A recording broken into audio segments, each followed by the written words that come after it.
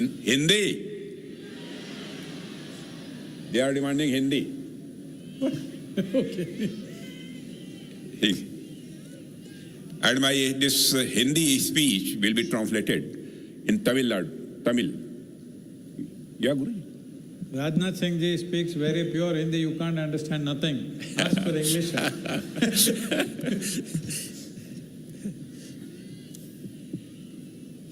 The visionary spiritual guru and guide, Param Shraddheya Sadhguru ji,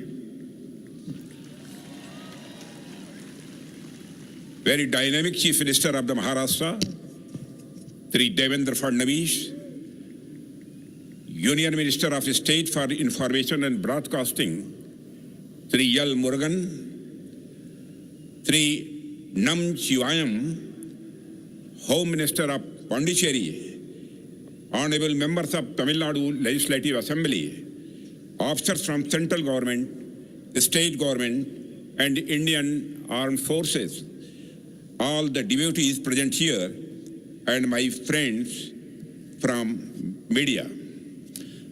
First of all, I would like to request to all devotees to raise their hands and chant with me. Om Namah Parvati Pate Har Har Mahadev. Om Namah Parvati Pate Har Har Mahadev. Ellarukum Ennanvan Vadakkangal.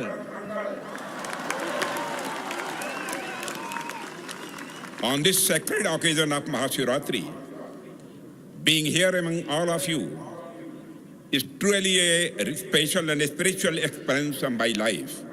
First of all, I bow to Adi Yogi Shiva, and I also extend my respectful greetings to all the devotees present here. Friends, Lord Shiva is the beginning, the eternal, the infinite.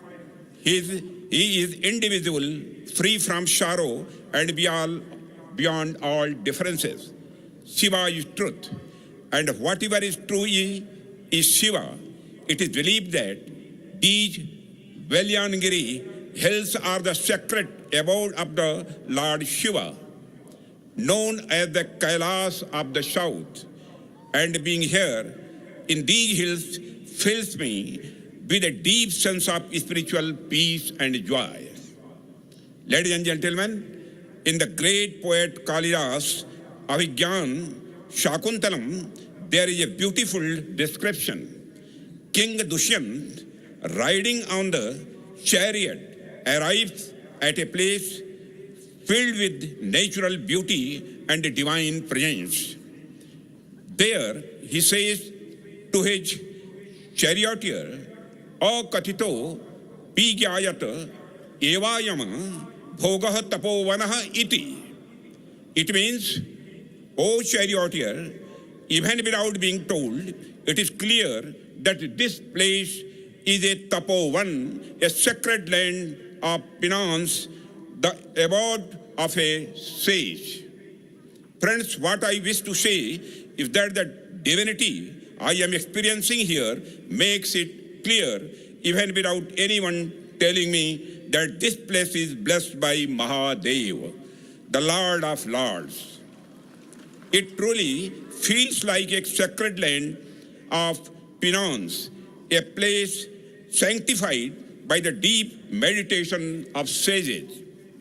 Friends, I come here, the sacred land of Kashi, the holy city of the Lord Mahadeva himself. In that sense, coming to this sacred place in the presence of Adi Yogi as a humble devotee of Mahadev, I feel truly blessed. The connection between Kashi and Tamil Nadu is also very, very ancient. On one hand, Kashi is among the oldest living cities in the world. And on the other hand, Tamil culture is counted among the most ancient cultures of the world. In language, culture, and cuisine, Tamil Nadu is deeply rich and rooted in history. For me, coming to the sacred land of Tamil Nadu feels like a blessing. I have not come here as a guest, but as a seeker, as a spiritual person. Friends, on the occasion of Mahashivratri, today, the entire nation of India is echoing with the chant of Har Har Mahadev. From Kashmir to Kanyakumari, from the hills of Arunachal to the land of Gujarat, Shiva lives in the consciousness of every person. Under the guidance of the Sadguru, Mahashivratri celebration at Isha Yoga Center has today become an international spiritual celebration. This is no ordinary achievement. This is no ordinary achievement. It is a renewed proclamation of India's cultural renaissance. There was a time when India was known as the Vishwaguru, the teacher of the world. The foundation of that greatness was not just geography, it was philosophy, spirituality, and universal wisdom. And Shiva is the most ancient and the most expansive symbol of that wisdom. The knowledge given to us by our ancient traditions is not limited to books. It is a living, breathing science, and Shiva stands at the very center of this tradition. Shiva has no single form, yet he is the source of all forms. And when nothing existed, Shiva was there, and when nothing remains, Shiva will still be. This very concept is the greatest strength of our culture. Friends, today, the Mahashivratri that we are celebrating is the sacred festival of the union of Shiva and Shakti. It carries the message that without Shakti, Shiva is incomplete, and without Shiva, Shakti is no direction. With this very philosophy, India envisioned the form of Ardha Narishwar. Friends, if we look at the Dhyana Linga situated in these very premises, we see a powerful symbol of stability and creation combined. The Linga, Bhairavi, enshrined here, represents the living tradition of Shakti. The clarity with which this tradition has been articulated in modern times by Sadguru is truly remarkable. It demonstrates that Indian philosophy is not static. It is a living, conscious, and a dynamic philosophy. In today's time, when humanity is going through stress, anxiety, and inner restlessness, the relevance of Lord Shiva becomes even deeper. Shiva is a living possibility, a possibility that shows us how to maintain balance even amidst chaos. Friends, our sages never confined Shiva to a single role. He is the creator, he is the destroyer, and beyond that, the symbol of ultimate stillness. This is why Shiva remains as relevant for modern humans as he was in ancient times. Friends, if we observe life closely, we will realize that life doesn't operate at extremes. It always flows as a balance between creation and destruction. Shiva is the embodiment of this very balance. On one hand, he remains absorbed in deep meditation. On the other, he performs the Tandava. In other words, he symbolizes complete inner peace and at the same time action and transformation. Today, human beings either remain constantly entangled in the compulsions of action or they sink into inertia. Shiva teaches us when to act, when to move forward, and equally importantly, while moving, when to pause, when to become still. The awareness is what is most needed today. Sadhguru has brought this very essence of Lord Shiva before humanity. He has presented spirituality to the world as a science. He has demonstrated that spirituality is a science that makes life more effective and more balanced. In today's time, society is focusing heavily on external achievements and the material aspects, while often neglecting inner joy and well-being. In such a scenario, spirituality becomes a true blessing for society. Today, the greatest need of society is for each individual to recognize their full potential.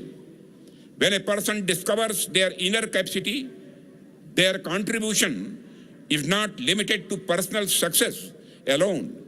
They become a valuable asset for society and for the nation. Friends, even as a defense minister, I often feel this truth deeply. National security is usually associated with weapons, technology, and the physical strength of our soldiers. All of these are important, without a doubt. But if you look closely, real security does not come from external power alone. True security comes from a strong national consciousness. Friends, a fear-based society can never be truly secure in the long term. Only a fearless society can build a strong nation. And this fearlessness does not come from physical strength. It comes from the spiritual core. Just as Lord Shiva embodies both protection and destruction, our armed forces today carry within themselves both fearlessness and patience. Friends, on one hand, they provide humanitarian assistance with the spirit of Shiva during times of crisis. On the other hand, when necessary, they execute operations like Operation Sindoor with the intensity of Rudra. The spirit within our soldiers comes from our culture, from the inspiration of Lord Shiva. Today, Isha Foundation has instituted for the very first time the Bhavya Bharat Bhushan Awards to recognize and celebrate exceptional individuals who have made outstanding contributions to our society. These awards honor excellence across diverse fields, including science and technology, arts, history and culture, and sports. Today, alongside the distinguished stalwarts from these domains who were conferred this honor, 3 institutions of our armed forces were also felicitated in a recognition of the remarkable success of Operation Sindoor. These are Western Air Command, Army Northern Command, and the Western Naval Command. Personally, this filled me with great joy and a deep sense of pride. It was an honor bestowed by the spiritual world upon the valor of the nation, something that is truly possible only on the sacred land of Shiva. I extend my heartfelt congratulations to all the awardees. Friends, as a civilization, we are truly fortunate that India's greatest strength lies in its cultural unity and spiritual ethos. Our government has also made every effort to carry this spirit to the global stage. Today, India has offered the priceless gift of yoga to the world in a renewed and expansive form. The spiritual essence of Indian culture is now being embraced across the globe. Isha Foundation, too, is presenting this spiritual spirit to the world in a modern, scientific, and accessible language. That is why people from every section of society are connecting with Isha today. Friends, initiatives such as Inner Engineering, Sadhana Pada, and Shambhavi Mahamudra are helping individuals progress spiritually in meaningful ways. Through a scientific approach, you have carried the depth of our culture to people everywhere. For this, I believe Sadhguru and the Isha Foundation deserve our deepest appreciation.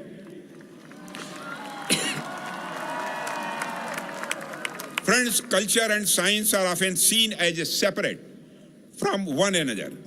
But in India, they have always been complementary.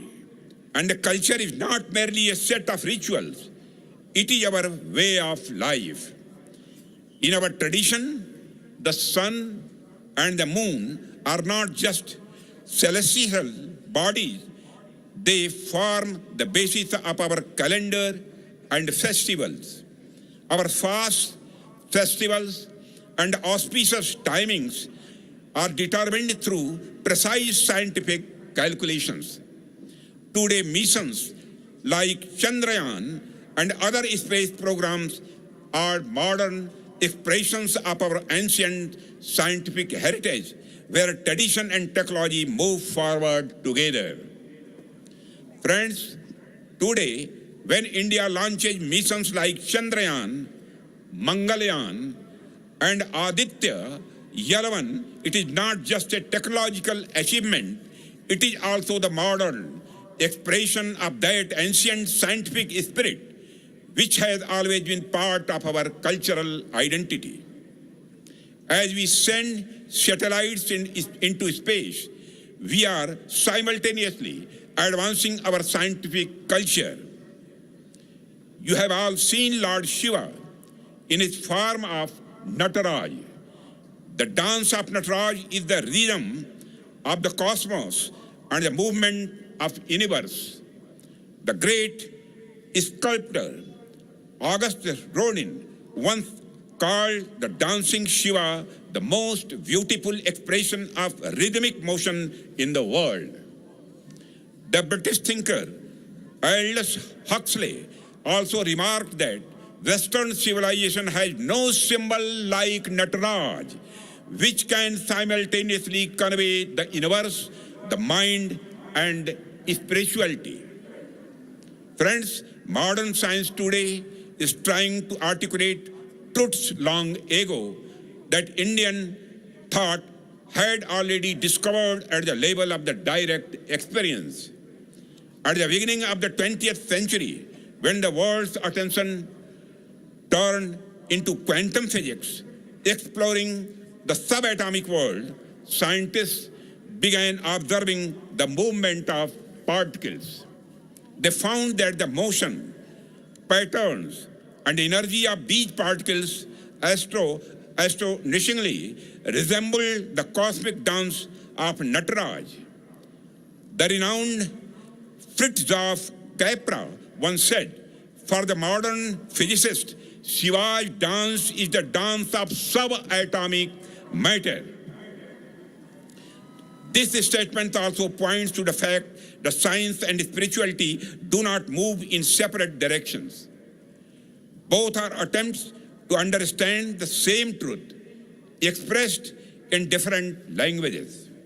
Here the 112 feet tall statue of Adi Yogi symbolizes the 112 methods that Adi Yogi himself taught the Sapta Rishis, methods through which a human being can reach their ultimate nature. Just as different rivers flow from different directions but ultimately merge into the same ocean, human beings following different paths, ultimately arrive at the same truth. Friends, the essence of Shiva is vast and all-encompassing. Understanding it fully is a subject in itself. But I believe that the best way to serve Lord Shiva is by serving humanity. The more we serve the people of this country, the whole world, the closer we come to the essence of Shiva. Inspired by this very spirit, the government has undertaken numerous welfare initiatives over the past decade. Education, healthcare, and the people's standard of living in every sector, the country has made progress. In addition, to strengthen and promote our cultural consciousness, we have ensured the development of our sacred pilgrimage sites, from the Ujjain Mahakal corridor to Kashi Vishwanath corridor, from Bhagavan Somnath corridor to the grand construction of the temple of Lord Rama, and we have undertaken numerous initiatives that have enriched our cultural heritage and awareness. Guided by the core mantra of development as well as heritage, we are moving forward with unwavering commitment. The people of this country have placed their trust in us, and we are making every effort to live up to it. I just had the opportunity to meet the children of the Isha High School, and it was truly heartening to see how Isha is shaping young minds who are progressing in both science and spirituality. In their eyes, I saw a spark, a desire to grow, a hunger to do something meaningful. Friends, the education system at Isha Home School connects children with meditation and sadhana. Its daily routine and discipline teaches them the value of time and responsibility from a young age. In today's era, where mobile phones often draw children into a different world, the students at the Isha School give importance to yoga, exercise, and physical activities. Beyond that, through trekking, hiking, and volunteer activities, they are also connecting with nature. In addition, I congratulate the Isha Foundation. The work you are doing for society's welfare is truly inspirational. Under Sadhguru's leadership, movements like Kaveri Calling and Safe Soil have influenced not just India, but people around the world. I wish you success in all your future initiatives. Friends, today, on this sacred occasion of Mahashivratri, as we all sit together, meditating on Chirananda Rupaha, Shivoham, Shivoham, we must also make resolve that we will continue to work together for the unity of our nation and for its cultural revival. With this belief in our hearts, I extend my warmest wishes to all of you on Mahashivratri, bow respectfully to the revered Sadhguru and conclude by speeches. Om Namah Parvati Pate Har Har Mahadev. Dhanyavad.